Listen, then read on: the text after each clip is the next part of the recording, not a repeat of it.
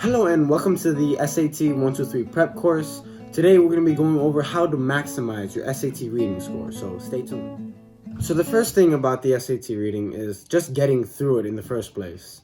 This is very difficult to most people, and a lot of people have a hard time getting through the passages just due to the pure boredom that they produce.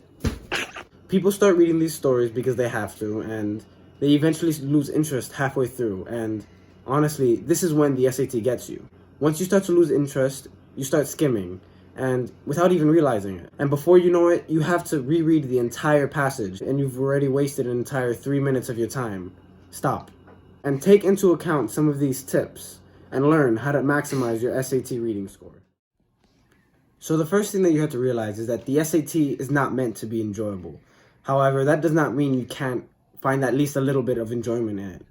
Like I said in my previous SAT math video, it all depends on how you view it. You have to remember that you're not reading to remember, but you're reading to be able to process information, to be able to pick an answer choice, and to forget it ever happened. All you're doing is training your ability to process information. Whenever getting to these readings, a tip that I think is really helpful is just annotating. And when I say annotating, I don't mean writing paragraphs and essays and underlining every sentence you see. I just mean writing a few lines, a few circles, and a few words. And this can change the entirety of the passage for you. Use different marks like dashes, underlines, little scores on the side. That's what I personally do, and have everyone mean a different thing. You come up with your own style, and whatever it is you come up with, make sure that you're comfortable with it. Whenever you're reading a passage, you don't want to annotate everything. You want to ask yourself these things. Why did the author include this? Whether it's a paragraph, a sentence, a word. You're going to want to keep track of every role of every paragraph. Another example of something you want to keep track of is whenever the author or a narrator uses words like however and although, because these words most often express the author's perspectives and true inner beliefs. You always also want to focus on strong verbs because they reveal a lot about characters and narrators, both in answer choices and in readings. So with all this annotating, you don't want to spend too much time just reading, right? So that's why you have to be conscious of how much time you're taking. A great way to do this is by bringing a stopwatch to the SAT. They actually allow this as long as it's not something like an Apple Watch or anything that can play back sound or images. So on the SAT, you have 65 minutes to read 5 passages, which gives you around 13 minutes each passage.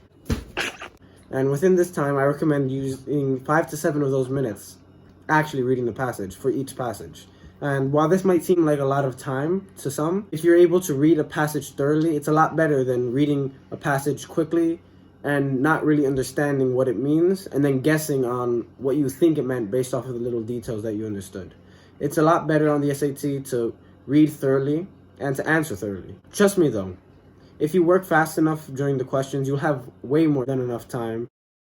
The SAT reading section also sets out traps for you. 3 of them are being out of scope, exaggeration, and half right or distortion. So the first one is out of scope, and this is most often found in questions about main ideas and narrator's perspective. This basically means that if the author went on to talk about the subject, then he would have, but he didn't directly state it. This tends to affect a lot of people when they kind of interpret the reading in their own manner, when in reality, whenever you take the SAT, you want to answer with what's there, not with what you think is there. The other form of trap is an exaggeration. This is when the answer choices say that something is always true, or when someone hated something, or he loved a certain aspect of something. The truth is that not many people totally hate things, and not many things are always true. Whenever you see an answer choice that's using an exaggeration, it's usually 99% of the time wrong. This is another reason why you really want to underline and circle those strong verbs, because they can point a lot and give a lot of information as to what the answer you're picking really means. The last way that the SAT reading section tries to trick you is the half-right/distortion trap.